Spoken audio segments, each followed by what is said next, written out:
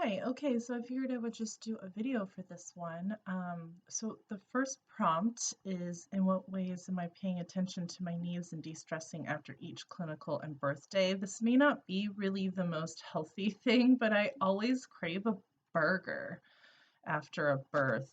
And I don't know if now that's a thing because it's habit or what, but a burger makes me happy after I'm done with the birth. And then, of course, the rest of the day is pretty much written off as much as possible to just recoup and recover until we have to go back for the 24-hour visit. It's nice too because we have started implementing postpartum doulas as part of the care package that you get when you become a client of ours. And so these doulas are not just regular old doulas, they're people who actually used to be midwives.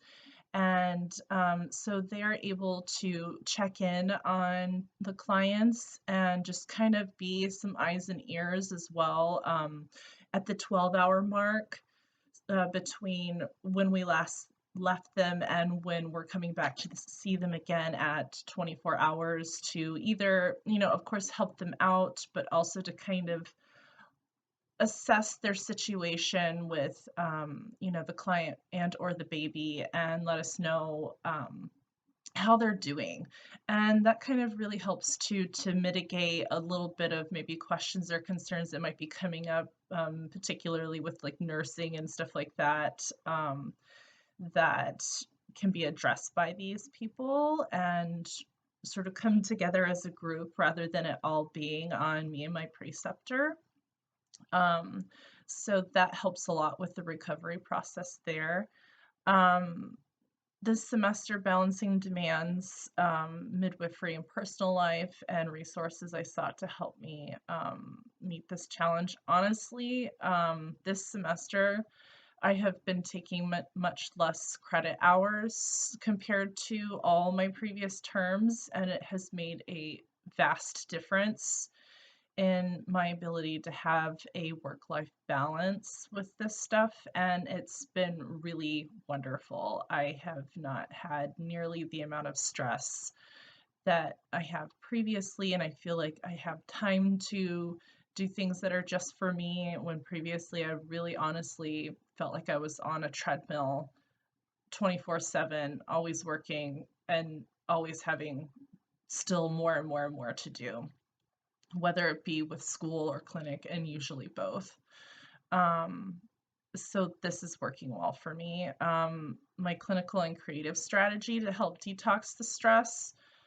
Aside from less credit hours, we are now in an office where most of our visits are taking place at the office, which is a 20-minute drive from my house, rather than driving all over the place, which includes people that are an hour or more sometimes away from us, which would take up a large portion of the day, and it made it really, really hard. And it added a lot of stress and time and everything. So having most visits take place in one central local place has freed up a lot more time and ability to see more people with less um, stress and exhaustion.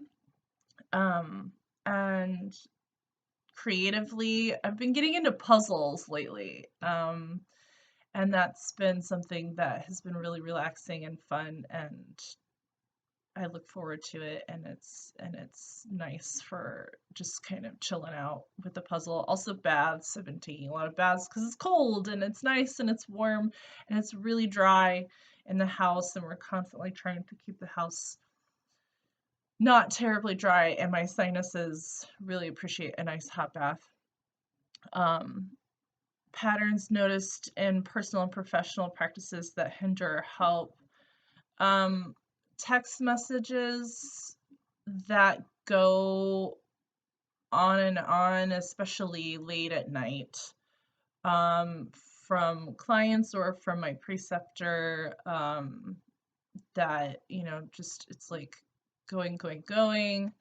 And I mean, sometimes it is genuinely late at night, and sometimes when I say late at night, I mean, like, 8, 9 o'clock or something. It's not like it's terribly late, but it does cut into time that I usually try to use to, like, wind down and be done for the day. And sometimes there's no way of getting around it, but I do try to, just assess, is this something that I really actually have to, address right now, or can I just respond to them later, the next morning? Um, I'll be honest, usually I try to do that and then I end up just responding. So, but that is a thing that I plan on addressing and making it clear, particularly when I am, um, a midwife myself with my clients. Like, here are the timelines. Like, Sarah, I think you're the one probably watching this video. You mentioned this in your trauma informed care class that I had with you a while back, where you tell your clients, like, here are my hours that you can contact me, in any way, but if it's not an emergency past those hours, you can send me an email or, some other thing, but I am not going to respond to, text messages or whatever if it's not an emergency, something along those lines. So I do want to do that, and, I probably should talk to my preceptor about that too. She's a night owl, so that's why it comes up, and usually it is things to talk about, and usually she is really like, okay, if you don't respond to this if you're busy, or you don't want to, it's no rush. Like, it's not like she's pressuring me. It's just, that's, I'm just like, well, it's here, let's respond. Okay, what do I really want from this semester in terms of juggling my energy, time, and commitment? That, like, I think a lot of it is actually really coming together nicely. Like I say, with the office being a thing now, and we have had a lot of growing pains in the last 6 months or so, because the practice is growing a lot, and we have a new student coming in, that is working with us for the last few months now, and she's in the same phase as me. So sort of figuring out who gets what when, as far as skills and experiences with clients is concerned, has been a thing that we've been trying to work on, collaboratively, and it's coming along, so I'd like to see where we're both getting what we need when we need it, and no one's getting left behind, and things just flowing well. The schedule is going to change. That's part of the nature of being a midwife, but just kind of having a pattern and an idea, things that are already set in place for, like, so if we have a birth, this is who's calling who, and this is how we're going to, work that out and adjust the schedule accordingly, and being more proactive about that, as far as, if there are things that are outside of a birth that is completely unpredictable. Like, for example, it's supposed to be crazy weather, snow that we're getting today and tomorrow, and so trying to kind of work out where we are, ahead of that, instead of calling people at the last minute, type of thing. So yeah. Um, who do I plan to turn to if stress interferes with my balance, my home life, and student responsibilities? So I have my husband.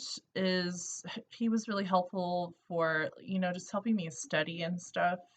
But I have, the student that I work with is really kind and lovely, and I have a couple other students that are, out here locally to me, and students that are at MCU that are, really great support systems for me to even just to talk to, just to express what I'm going through, with somebody who gets it, who is in my same shoes, and that's been really, really nice.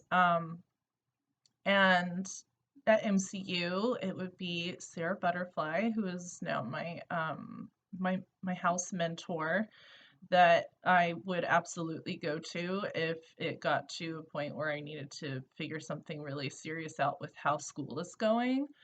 Um, yeah, support person at home. I think I covered that. And then what safe coping mechanism do I have in place if I notice burnout symptoms appearing? I have a really great relationship with my preceptor, and we both really value communicating with each other where we're at, and if we have any questions or concerns, like voicing that.